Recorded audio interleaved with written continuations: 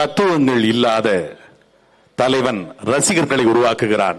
இன்று வெளியாகக்கூடிய விடுதலை படத்தின் உரையாடல் இதோ கொள்கையோடு வாழ் என்று மருத்துவர் கார்த்திகேயன். தாய் தமிழ் உறவுகளுக்கு அன்பு வணக்கம். பார்ப்பான் பாரதிக்கு நாம் தமிழர் கட்சி புகழ் வணக்கம் நடத்துகிறதாம். நாங்கள் சொன்னோம் பார்த்தீர்களா, இவர்கள் பார்ப்பன அடிமைகள் என்று நீங்கள் தான் கேட்கவில்லை என்று நம்மை நோக்கி வசைபாடுபவர்களுக்கு சொல்ல வேண்டாமா? பாரதி எப்படி நமக்கு பாட்டனானான் என்று சொல்ல வேண்டாமா?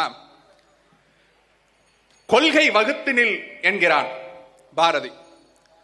நமக்கு இங்கே தமிழ் தேசியத்தில் எழுபிறவி மறுபிறவி என்றெல்லாம் ஒரு கொள்கை உண்டு. அது என்ன? செத்து செத்து பிழைக்கிறதா, வடிவேலு காமெடி மாதிரி அப்படின்னா அப்படி இல்லை. ஒரு பட்டுப்புழு இருக்கிறது, அது புழுவாக இருக்கும் பொழுது நெளிகிறது, இலை தின்கிறது, அதால் ஓட முடியாது, பறக்க முடியாது.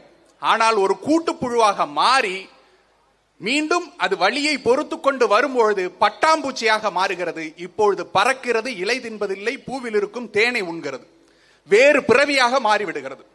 இதுக்கு பேர் தான் மறுபிறவி. அதுபோலதான் நாம் தமிழர்கள் எல்லோரும் ஒவ்வொரு படிநிலையாக வளர்ந்து கொண்டு வருகிறோம். நம்மளோட உதாரணத்தை எடுத்துக்கோமே. 2009க்கு முன்பு வரை நாம் யார்?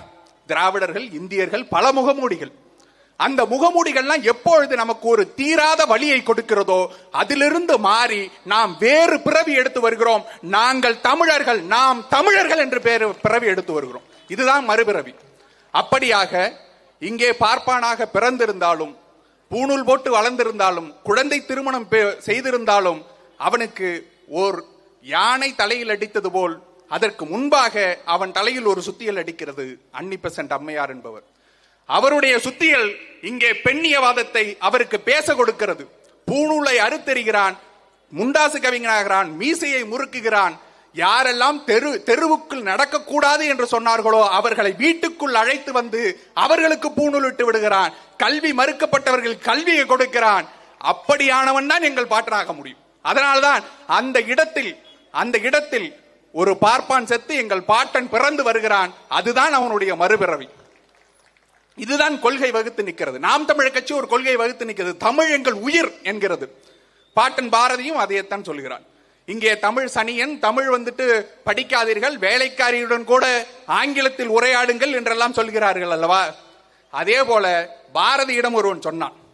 பச்சையப்பா கல்லூரியின் முதல்வராக இருந்த ஒருவர் பாரதியிடம் சொல்கிறார், இனிமே தமிழ் வாழாது, தமிழை படிக்காதே, ஆங்கிலத்தில் படி, ஆங்கிலம்தான் எல்லாம் என்று.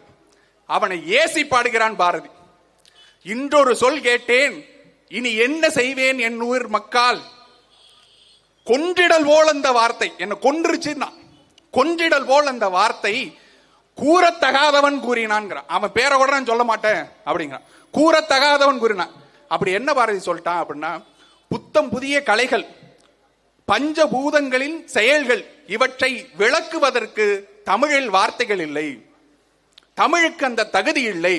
மெல்ல தமிழினி சாகும், மேற்கு உலகத்தின் மொழிகள் இனி வாழும் என்று அந்த பேதை உரைத்தான்கிறான். யாரு அப்படி சொன்னவன? பைத்தியகாரன்டா. நான் இப்ப சொன்னவன சொல்லுங்க, பாரதி கிட்ட சொன்னவன சொல்றேன். பாரதி கிட்ட சொன்னவன தமிழ் வாழாது, தமிழ்ல படிக்காதீங்க, தமிழ்ல பேசாதீங்கன்னு சொன்னவன பைத்தியகார பையன்ட்டான். இப்ப நான் யார பாட்டன்னு சொல்றது? தமிழை படிக்காதன்னு சொல்றவன பாடுறதா, தமிழன் உயிர்னு சொல்றவனே என் பாட்டன்னு சொல்றதா? நீங்க சொல்லுங்க. இதே போலதான் நாங்கள் ஒரு கொள்கை வகுத்து நிற்கிறோம். ஆணும் பெண்ணும் நிகர் அப்படிங்கிறோம். ஆணுக்கு பெண் நிகர் அல்ல, ஆணும் பெண்ணும் நிகர் என்று வகுத்து இங்கே நாம் தமிழர் கட்சி 50% இடஒதுக்கீட்டை பெண்களுக்கு கொடுத்து நிற்கிறது செயல்பாட்டு அளவில். இதை அன்றே 100 ஆண்டுகளுக்கு முன்பே நமக்கு பாடியவன் பாட்டன் பாரதி. ஆணும் பெண்ணும் நிகரெனில் அறிவு வளரும், வையகம் வளமுறும் என்றார். அப்ப யார நாங்க பாட்டனா கொள்றது? அதனாலதான் பாரதியை பாட்டன் என்கிறோம். இறுதியாக இந்த பாட்டு உங்கள் எல்லோருக்கும் தெரிந்திருக்கும், இருந்தாலும் ஒரு ட்விஸ்டோட வைப்போம். வாடகை வாய்தன்னை வளர்த்து தேடி சோறு நிதந்தின்று பல சின்னஞ்சிறு கதைகள் பேசி மனம் வாடி துன்பம் மிக உழன்று பிறர்வாட பல செயல்கள் செய்து நரைகூடி கிழப்பருவம் எய்தி கொடுங்கூற்று கிரையனபின் மாயும் வேடிக்கை மனிதரை போல நாங்கெல்லாம் செத்துருவோம் நினைச்சீங்களாடா? நாங்களாம் செத்துருவோம்னு நினைச்சீங்களா? வருவோம். 26ல பாப்பீங்க எங்களோட ஆட்டத்தை.